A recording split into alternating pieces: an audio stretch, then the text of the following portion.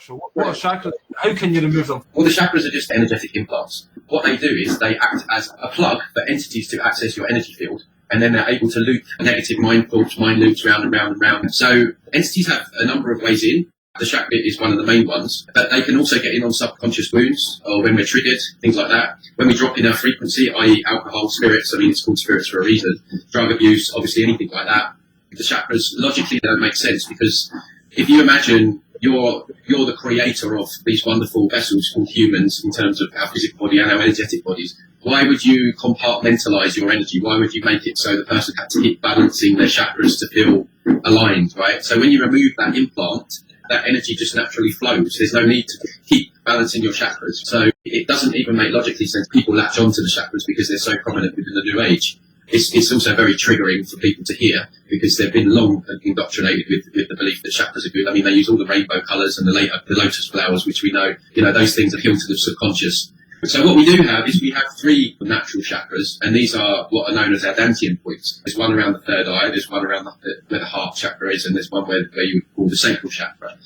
So these are basically our 3 points of energy that we have where essence energy flows. The 7 chakras that we're known in the New Age, they're literally just an etheric implant put there at birth. When these are removed, along with the other overlays, people report not having the mind loopings. It's not like you'll never have a negative thought again, but you just don't have that constant mind loop.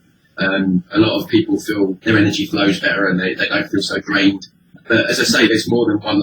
There's a lot of different overlays, grids, holographic themes, AI implants. There's implants all around the key areas of our bodies, like the heart, the neocortex area of the brain, areas that they want to kind of shut down and suppress. When you look past that and take a step back and look a bit further back, why do they need to do all of that to us? Well, they need to do all of that to us because we're so fucking powerful. So in a way, it's all like a backhanded compliment because if we weren't so powerful, they wouldn't need to do all of this to us. And that's really got to be the takeaway for people when I speak about this, because they only need to do all of this because they're so weak themselves and they know how powerful we truly are. And this is like the cosmic joke, because most humans are walking around in their day-to-day life thinking, I've got no power, I'm just little me, what can I do? If we only really knew just a tenth of what we are as a human, like an individual human, just how powerful we are, this would be over overnight. But this is why it's so important that they've layered this matrix with all these saviour programs, all these false gods, all these politicians, gurus to keep us in that, I need someone else to come and save me, right? The manipulations are huge. And as I say, the chakra, like I say, everyone latches onto that. They've overlaid the astral body, so what they're doing at night is they project bad dreams or nightmares based on your subconscious wounds. We don't always remember our dreams because they wipe our memory. And then these entities will feed on our energy at night. This is why sometimes you can sleep for 12 hours and wake up feeling like you've not slept at all because they've been having a feast during the night as well. So, yeah, there's a lot of different overlays, grids, holographic themes, implants, a lot of energetic hijacking, trying to hook into and communicate with beings in. Based on 6 years of clearing this stuff and working this stuff, is everything in the astral realm is either masquerading of the light or is just completely dark.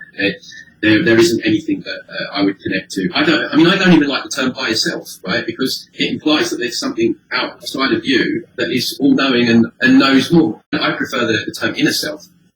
And all they're doing is they're channeling false white light beings, maybe Arcturians, maybe Pleiadians, all this New Age junk. And it's a huge problem, Billy. It's a huge problem because what's happening is people are, quote-unquote, waking up, and then they're falling straight into they're having the realisation that they're more than just human, which is great, but then they're falling into the New Age movement, which was all set up by Helena Blavatsky, who was basically a Luciferian. And so what they've so cleverly done is they've set up this kind of false awakening. So people are waking up and then they're falling into another layer of the matrix. So we have to go with what's true, not with what feels right.